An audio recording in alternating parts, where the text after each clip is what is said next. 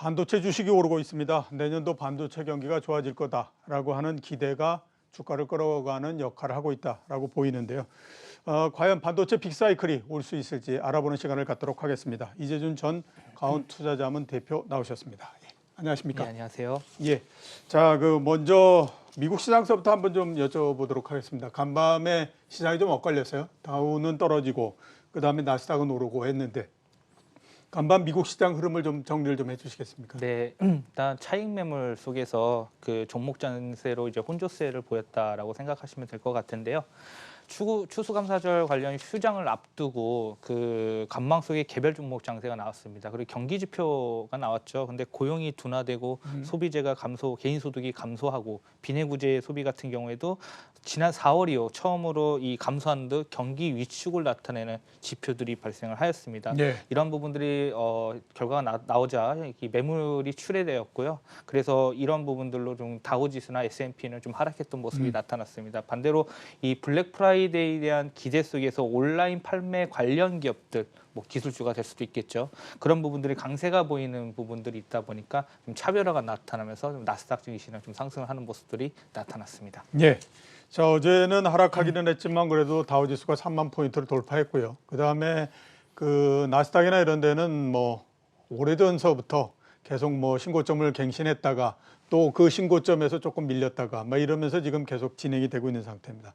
주가가 상당히 높다 보니까 지금 시장이 굉장히 투기적인 시장이 아니냐라고 하는 우려도 상당히 있는 거는 사실이거든요. 네. 여기에 대해서는 어떻게 보십니까? 네, 일단 그 증시가 3만 포인트 이상 올라갔던 부분들을 살펴보면은 이 재정 확대에 대한 정책들이 좀 지속할 수 있다라는 측면과 예. 경기가 회복해도 이 중앙은행에서는 고용 및 인플레이션 정상화를 위해서 통화 정책에 대한 부분을 완화적 스탠스를 유지할 것이다라는 그런 기대감도 있고요.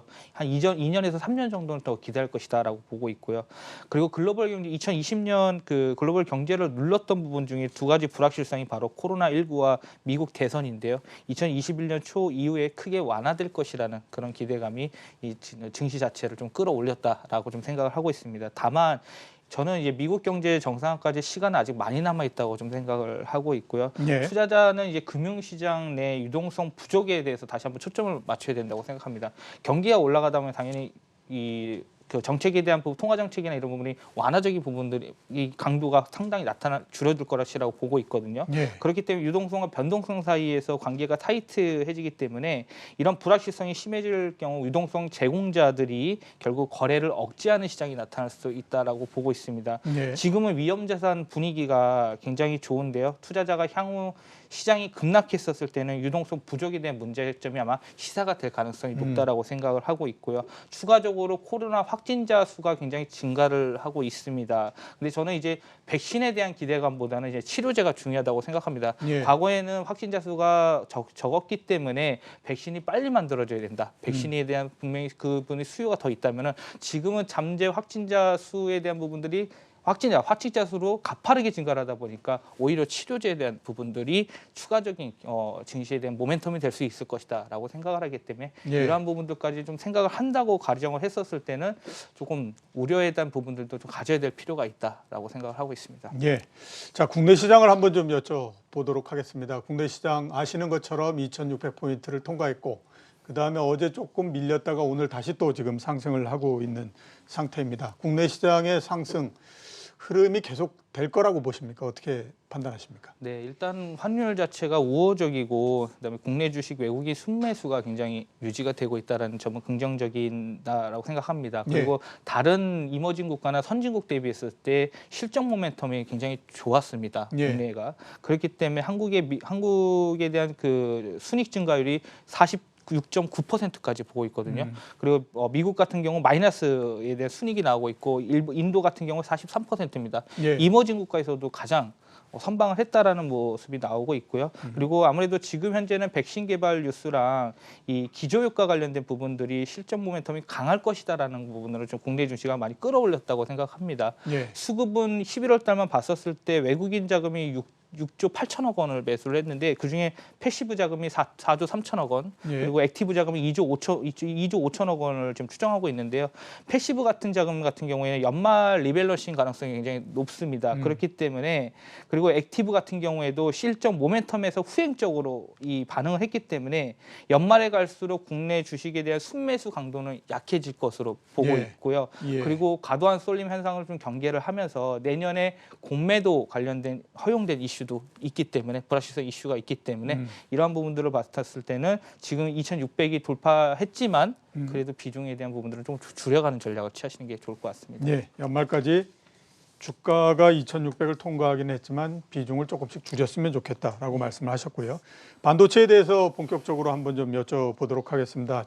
오늘 보더라도 제가 들어오기 전까지 한번 보니까 종합주가 지수가 오른 거의 거의 대부분이 삼성전자 한 종목이 끌어올리는 형태였고요. 결국 나머지는 오르고 떨어지고 했지만 다 합치면 그냥 보합 수준이고 이런 그 상태입니다. 그러니까 삼성전자 혼자서 오늘 주가를 굉장히 많이 끌어올린 형태였고, 이게 뭐 오늘만의 그 모습은 아니고요. 한 달 전서부터 굉장히 큰 역할을 하고 있고, 반도체 주식들이 올라가다 보니까 많이들 이제 기대하는 것이 이제서부터 반도체 빅사이클이 또 시작돼서 1년 넘게 계속 이렇게 이어지는 게 아니냐라고 하는 그 기대도 상당히 있는 상태거든요. 여기에 대해서는 지금 어떻게 판단하십니까? 네, 일단 반도체 사이클을 살펴보면 3분기에는 밸류에이션적인 부분에서 매력이 있었고요. 예. 그리고 4분기에는 주문량이 증가를 하면서 재고가 감소됐다라는 부분들이 있습니다. 그리고 4분기 말부터는 현물 가격 상승에 대한 부분들이 기대를 하고요. 내년 1분기 때 고정 가격 반등을 하면서 반도체 사이클에 대한 부분들이 좋아질 것이다라고 보고 있고요. 전방 업체의 보유 재고가 상당 부분 소진이 되면서 주문량이 증가된 상태가 바로 현 상태라고 보시면 됩니다. 예. 그리고 현재 화웨이의 러쉬 오더가 나오고 있고 아마존의 데이터 센터향 대량 주문이 나오고 있기 때문에 중국 모바일 업체 쪽에서도 선제적 주문으로 해서 디램 업체들이 재고가 감소된 상태입니다. 전반적으로 봤었을 때는 글로벌 2021년에도 글로벌 메모리 쪽에 대한 설비 투자가 증가를 하지만 DDR5의 효과가 본격화되면서 디램 수급은 더욱 타이트해질 것으로 보고 있고요. 예. 가격 자체가 올라간다고 보시면 됩니다. 그리고 인텔의 신규 CPU 출시와 5G 스마트폰 침투율 상승, DDR5 전환 등에 대한 수요 증가가 공급 감소를 일으키는 다수 요인이 존재하기 때문에 2분기 이후에도 낸드 쪽 관련돼서도 턴어라운드 가능성이 높다라고 보고 있습니다. 예. 자, 그렇게 반도체 업황 사이클이 괜찮다라고 하게 되면 지금 삼성전자 주가가 한 67,000원 뭐 이 정도 되지 않습니까? 7만 원을 넘어서 훨씬 더 올라갈 가능성도 굉장히 높다라는 생각이 드는데, 거기 그 판단에 대해서는 어떻게 생각하십니까? 네, 일단 중장기적으로는 7만 원이 넘을 가능성이 굉장히 높다고 예. 보고 있습니다. 하지만 단기적인 부분에서는 현재 과매수 구간이기 때문에 일단 단기적인 접근을 하기보다는 일단 조정 시 분할 매수의 전략으로 중장기로 홀딩하시는 부분으로 전략을 취하시면 좋을 것 같습니다. 예, 알겠습니다.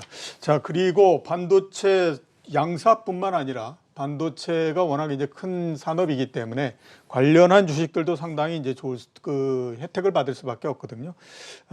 이 낙수 효과를 누릴 수 있는 반도체 주식들 어떤 거를 꼽아주실 수 있으시겠습니까? 네, 키워드는 빅메모리 반도체 쪽 관련된 걸로 좀 포커스를 두시면 좋을 것 같고요. 예. 사업의 매출액과 영업이익이 사상 최대 실적을 전망하고 있기 때문에 예. 이 파운드리 사업에서 성장 기회를 보고 공격적인 투자를 집행한다는 부분에서 낙수효과 관련된 종목을 보시면 될 것 같습니다. 그래서 탑픽을 네페스로 보고 있고요. 예. 이 4분기 기점으로 가파른 실적 턴어라운드가 발생을 하고 연결 자회사 네페스 아크가 이제 상장하는데 네페스 아크가 있는데 PMIC 관련해서 중심에서 AP와 모뎀 쪽 관련된 부분에서 SoC 매출 기반, 그 시스템 칩 기반의 매출이 확대되면서 2021년 전사적 이익 성장이 예상될 것으로 보고 있습니다. 예. 네페스를 유망한 종목으로 꼽아주셨고요.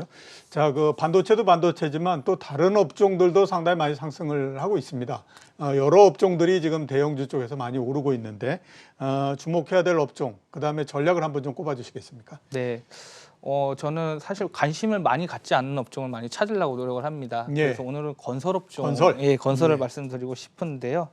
일단 건설 업종이 2016 2년 이후에 회복되었고 2018년, 19년이 2007년을 넘어서면서 사상 최대 실적을 기록했습니다. 그런데 실적 개선에 불구하고도 기업 가치 성장은 나타나지 않습니다. 그 이유는 뭐냐면은 저평가 배경에는 아무래도 정부의 규제 정책, 부동산 규제 정책이 있을 거고요. 예. 그다음에 낮은 배당 성향, 그다음에 저성장 국면이라는 부분들인데요. 건설업종은 확실히 전통적 강점 분야에는 좀 집중하는 스페셜라이즈 전략을 하고 비용은 통제하는 미니멀라이즈 전략을 합니다. 그 예. 말인즉슨 펀더멘털이 튼튼하다라는 부분이거든요. 다만 이거를 좀 끌어올 수 있는 모멘텀 자체를 찾아야 된다라고 생각을 합니다. 예. 그 건설업종에서도 개별 기업을 좀 접근을 하시면 좋을 것 같은데요. 거기에서 지금 현재 제가 보고 있는 포커스는 이 해외 전체적인 발주 시장 성장뿐만 아니라 가스 플랜트 중심으로 이 특화된 시장에서 형성이 되면서 수주가 증가할 수 있는 바로 그 기업을 선택하면 좋을 것 같습니다. 그래서 탑픽으로 제시할 바로 종목은요. 대우건설을 말씀드리도록 예, 하겠습니다. 대우건설. 예. 예. 글쎄 10월 말에 누가 조선주가 이렇게 오를 거라고 생각을 했겠습니까? 그죠?